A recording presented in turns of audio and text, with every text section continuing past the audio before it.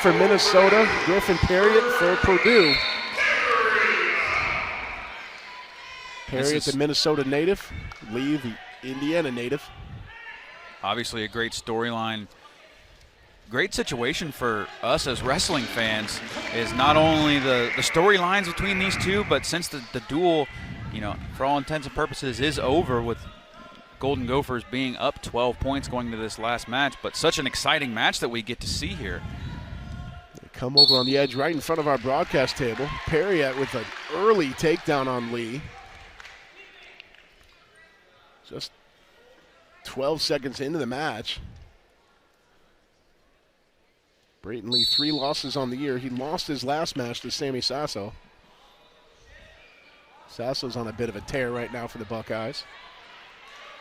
Good control by Parriott, bodying his man back down to the mat. Boilers and Tony Ursulin have been sending out Nate Limix out in the 49 spot the last couple weeks. Changing it up here with Griffin Parriott, getting him back out on the mat. Parriott came into the weekend ranked 17th in the country. He's got a couple good wins on his resume, and he's putting together some work right now. Almost a minute riding time here in the first.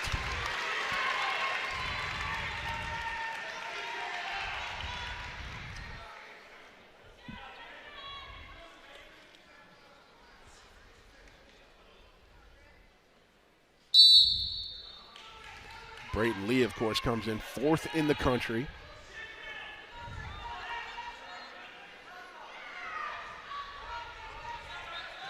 Trip by Parriott, who rolls right through.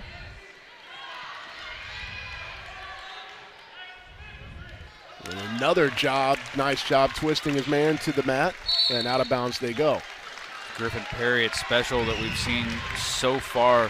What he really likes to do is those throws, the rolls. Sometimes a little scary to watch if you're a Boilermaker fan because he likes to give up his back for a short time, you know, a high-risk, high-reward situation for Griffin Parriott. Brayton Lee this year with wins over Zackrell, Thomason. He's got a win over Sasso along with the loss.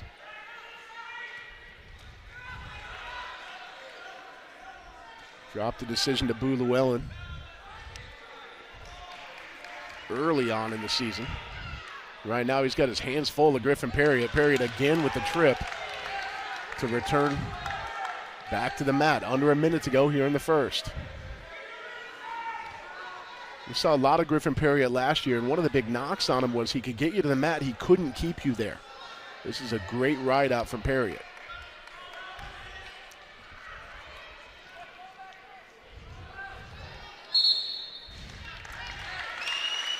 Back to the middle.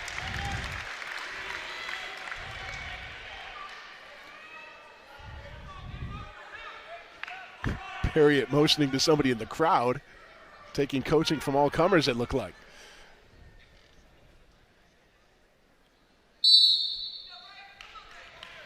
Lee settles on the whistle, now to his feet. And once again, Parriott twists on the way to the mat. Another trip return. Brayton Lee doing a very good job in all of these of getting back up to his feet, working back up to his base, up to his feet, trying to get to those escape positions. It's got to be so frustrating to keep getting knocked back down, but you're right, he just gets right back up. Quick restart there by Parriott, anticipating the whistle. First caution.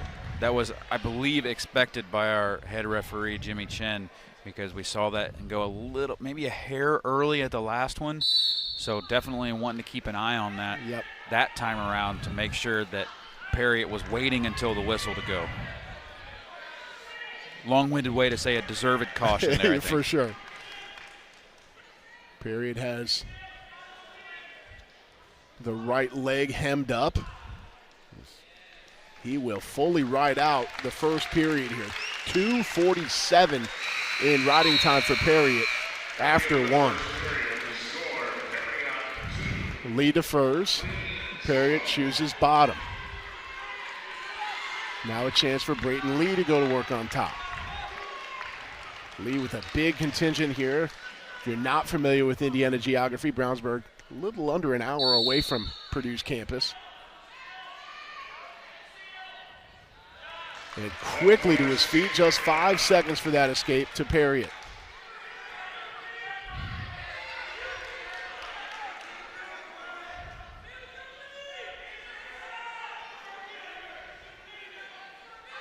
Head snap by Lee.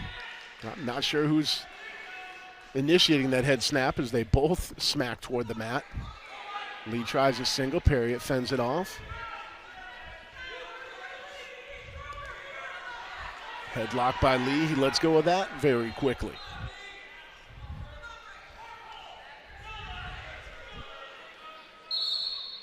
Feint. And a restart by the official. It's always an interesting call when you see a stalemate in neutral position, just to let the guys, hey, let's see some offense here. Give them a second to reset. I think there might have been a little bit too much aggression going on, and that was a way to cool it off just a little bit. Parriott circles around. Lee tries the shot. Now Parriott with a shot of his own. He's underneath Brayton Lee and gets back out.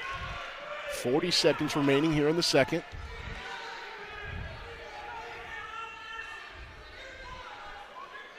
Brayton Lee needs a takedown. He deferred, so he'll have the choice to start the third. Finally, a stall warning goes against Parriott. Minnesota bench has been asking for that for 30 seconds.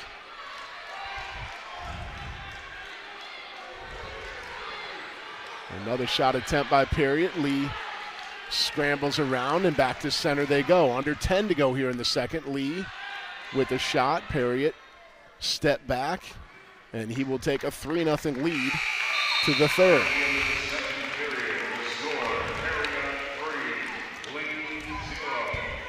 Both men back on the line, and Lee goes neutral. After being ridden so heavily in the first, I can't blame him. No point in trying to chip away at the riding time here in the third period, rather. Best case scenario is to go out and try and get a takedown. And what he needs now, though, is two of them. A takedown and a turn, because the riding time point is locked. This is a 4-point advantage for Parriott. Now he does have a stall warning. It'll be interesting to see if if Lee is able to get the takedown, what he chooses to do, if he goes for the cut and release or tries to go for the back points. I'm also interested to see if Parriott gets hit with another stalling. To my mind, he's done a lot. He's done enough. But there it is, another stall warning against Parriott. And a takedown for Lee. So now it's 4-3 in favor of Parriott. And Lee will cut him. 4-3 Parriott. Riding time point locked, under a minute to go. The takedown would send this to sudden victory for McKee. He's very close to getting it.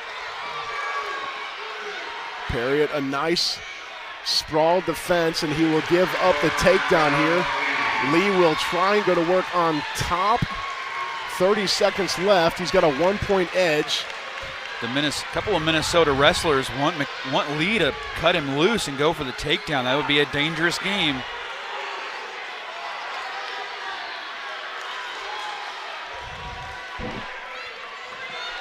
Parriott hemmed up pretty good. Another stall warning here would end this match in favor of Minnesota. Has to work back up to his knees. Instead, it's a stalemate call with 7.6 to go. Head coach Brandon Egan did not like the stalemate call there with 7 seconds left. Really just wanted to let that one ride out. Parriott with a chance to escape for the win. Lee has to keep him on the mat for the next 7.6 seconds to force overtime. May go for, looks like caution on Parriott. That's his second. Thought maybe he would just go to let him loose and try to go for the quick takedown. It would be a gamble. That was a really sloppy cover by Brayton Lee. Parriott nearly gets free and doesn't. Parriott, they're out of time. That's not enough. There were definitely not 2 swipes there. Brayton, I'm not sure about that. I think the referee may have gotten 2 swipes in. Well, they'll go to the review either way. They will go to the review. If they didn't go on their own, then of course Egham was going to. And it looks like Lee says, "No, I've got the motivation. Let's go." Wait, can he do that? Is the wrestler allowed to wave off the challenge after the coach has already thrown it? It would be interesting because I believe when apparently so. The wrestler is allowed to make those decisions because when we restart, it's always the wrestler's decision, not the coach's decision. So sudden victory. Brayton Lee with a shot. Parriott gives up the 2 in sudden victory. That's exactly why Brayton Lee wanted to get that challenge out of there because he had the momentum. He felt good. He knew what he had to do going into the sudden victory round, and he did exactly that. Good call by him to throw off the challenge brick. Not something we see very often. No.